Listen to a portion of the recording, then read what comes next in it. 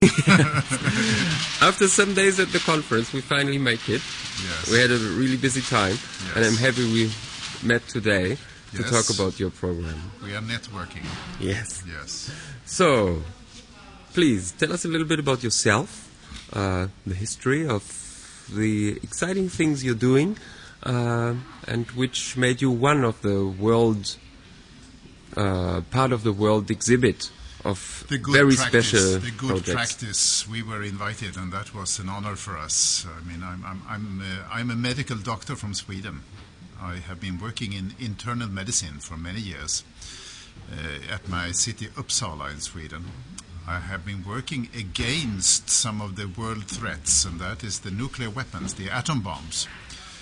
And now I am so happy that I'm working in favor of something, because that's my personality. I like much more to be in favor. Some people call me a little optimistic, but that fits me very well. And I think I'm also a bridge builder between cultures.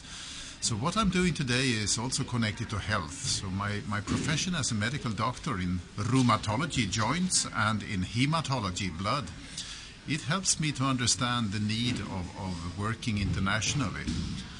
And in the 80s, I joined the Doctors Against Nuclear Weapons, and I even have a collective Nobel Peace Prize, which I'm a little proud of, in 1985.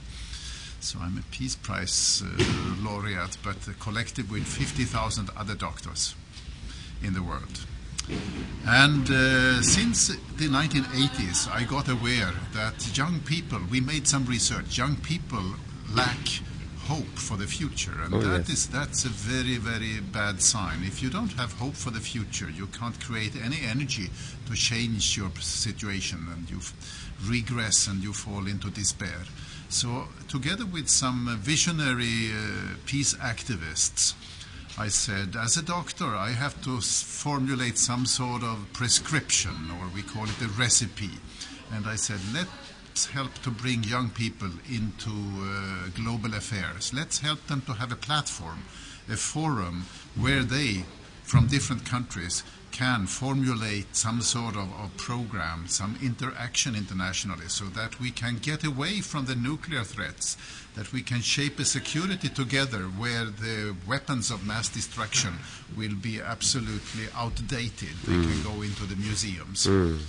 This program that we shaped, based on natural sciences, based on social sciences, I mean, my background as a doctor is quite obvious that I am in biology. We named it LifeLink. This LifeLink program, it has a little green leaf as the symbol, and we came into the philosophy that we want young people to take responsibility together. We are talking very much about responsibility. We think that human responsibility is a prerequisite even for human rights. Oh, yes.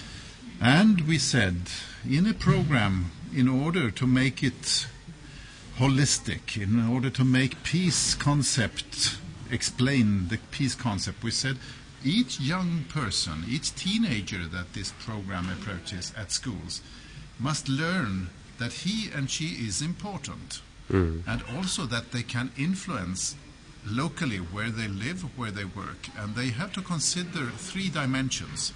The first one is, I am to take care for myself, which means health concerns.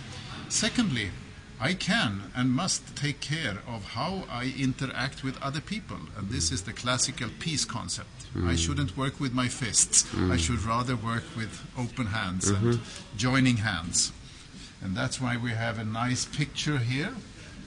We think that this joining your hands together is an important symbol of care for others and collaboration. And as we say, constructive collaboration. There is a theme of conflict resolution, but this should be paralleled with constructive collaboration. So joining hands, open hands, taking away the fists is part of the second philosophy, care for others. Then my duty, and each citizen's duty now on Earth, is also to care for nature. And that's where we come into the environmental caring. and caring for nature, and that understanding that we have to be careful. We have been talking about footprints here. We have to be careful with the footprints, but making more handprints. Yes, I love that picture. I like this picture very much. So handprints is better than footprints, at least heavy ones. So this program is developed now, and how long have you been working with this program? Since 1987. I said in the 80s that we had the Cold War and we had the piling up of nuclear weapons.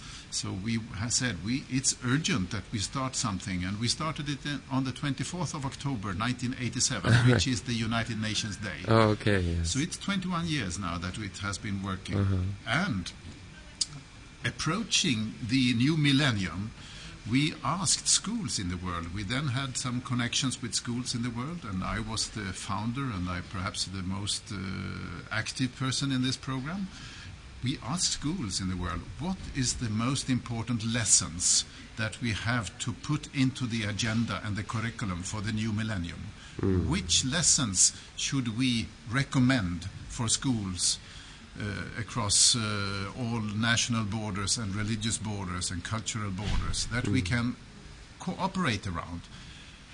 We had 1,500 proposals on good school lessons. Wow. And all these 1,500 proposals, many were the same, of course, but we edited them down into this concept of care for myself, care for others, and care for nature. Yes. And then we come down to this poster, which is today our basic program, as we call it, the basic LifeLink program. Now it gets practical. Yeah. It gets very practical. It goes down to making lessons that make me understand, pedagogical lessons. And we have listed 16 of them here. We have listed 16 lessons here, and we have listed for the care for others, there are 18 lessons. Can be some more. And finally, for the care for nature, we have 15 lessons or something like that. And by running these small lessons at classes at schools, the students will more and more understand their importance in this ethics of caring. So that's why we now are working with a culture of care and